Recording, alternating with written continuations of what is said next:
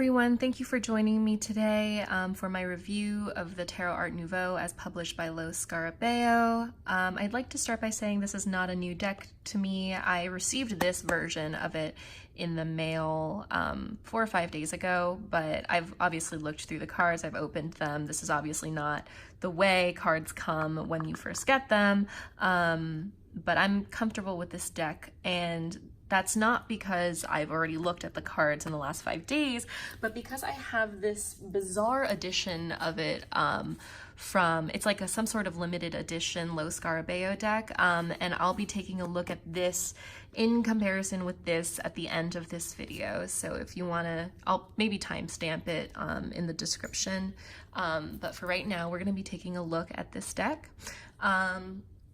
So it comes in a really nice box. This is the premium edition, so of course you're going to be having a premium experience, so to speak, with this deck. So this is a nice sturdy box, and it opens like that. It's not like a flip top or anything like that. The top completely comes off.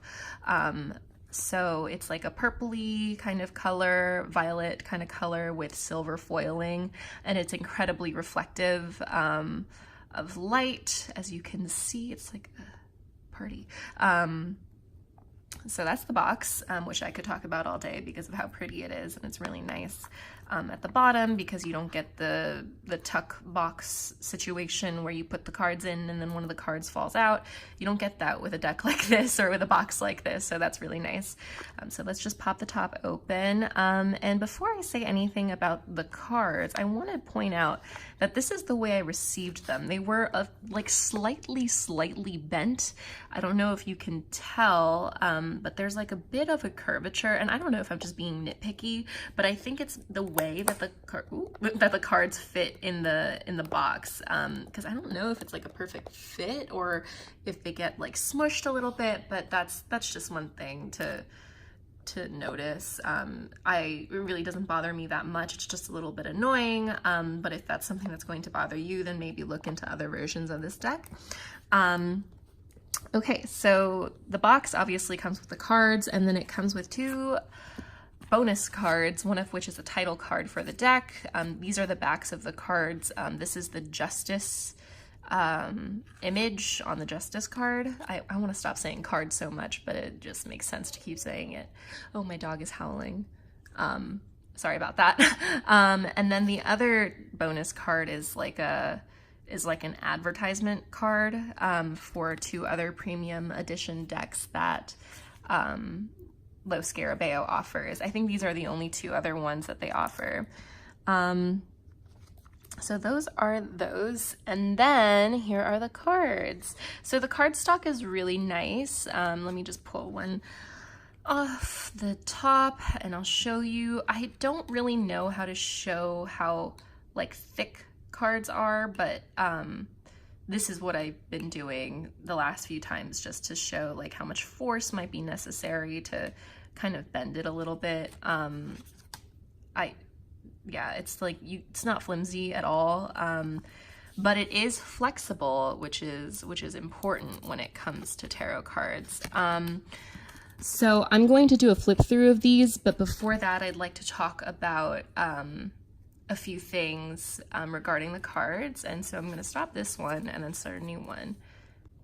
So the first thing I'd like to discuss are the queens and kings in this deck. I'd like to talk about all of the court cards to a certain extent, but especially the queens and kings, which I feel kind of exemplify the issues that I'd like to talk about. So first of all, I have major issues with the colorings of the court cards. So this is the cups suit, and then this is the disc suit, and I just feel like the colors that were used here would be far more apt for the disc suit and vice versa.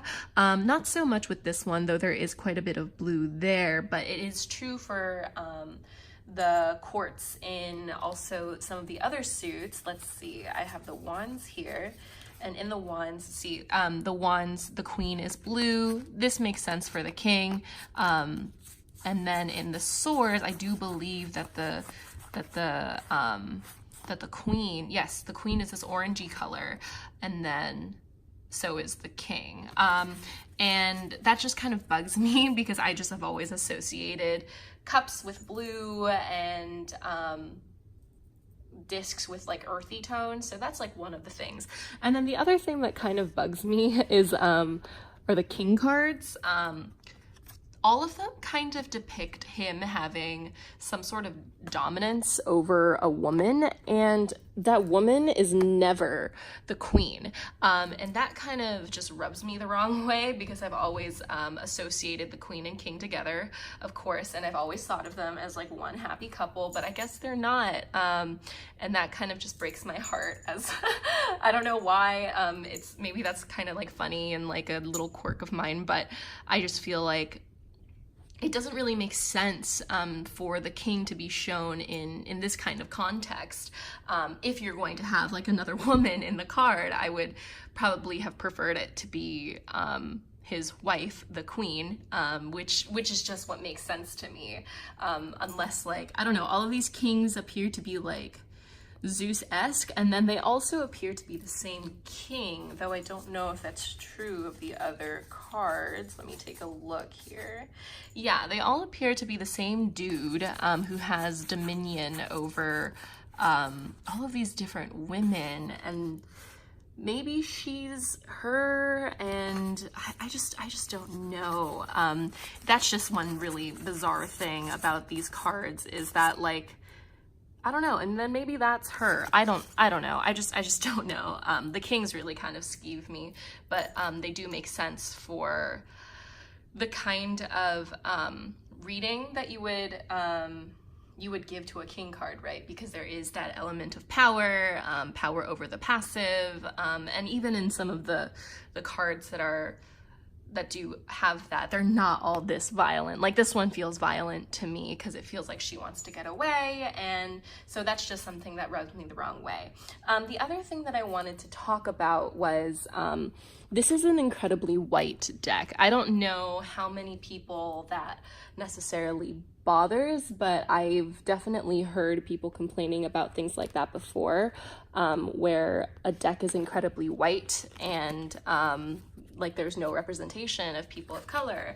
However, that isn't something that necessarily, it is definitely something that bothers me quite a bit, but it's not something that bothers me so much that I wouldn't use a deck because of it, mostly because I am quite attuned, I am a person of color, but I am quite attuned to the fact that most things are, or most pieces of media are going to be white centric, and so obviously, like, tarot is no stranger to that. Obviously, we know that there are a lot of decks where people in the deck are mostly white, and this deck is not any different.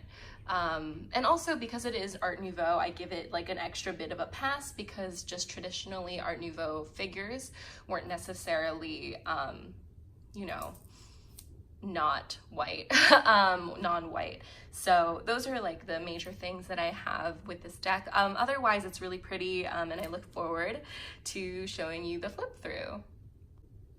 Okay, so here's the flip through of the cards. This is the Fool, the Magician,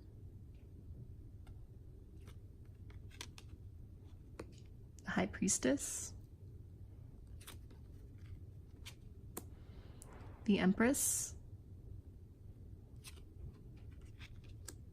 the Emperor, the Hierophant, the Lovers, the Chariot, Justice, the Hermit,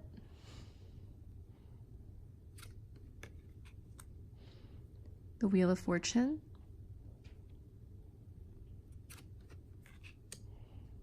Strength,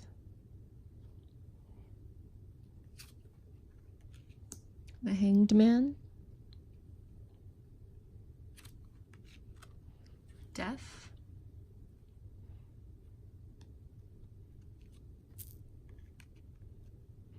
Temperance, the Devil, the Tower, the Star, the Moon, the Sun, Judgment, the World, the Ace of Cups, Two of Cups, Three of Cups, Four of Cups, Five of Cups, Six of Cups, Seven of Cups. Sorry for the noise. Stuff is happening upstairs. Eight of Cups, Nine of Cups, 10 of Cups, Knave of Cups. Actually, I think these are chalices, which is the same thing, but I think they do go by chalices. Knight of Cups, Queen of Cups, King of Cups, Ace of Discs, Two of Discs, Three of Discs, Four of Discs, Five of Discs, Six of Discs, Seven of Discs, Eight of Discs, Nine of Discs, 10 of Discs, Knave of Discs, Knight of Discs, Queen of Discs, King of Discs, Ace of Staves, Two of Staves, Three of Staves, Four of Staves, Five of Staves, Six of Staves, Seven of Staves, Eight of Staves, Nine of Staves, 10 of Staves, Knave of Staves, Knight of Staves, Queen of Staves,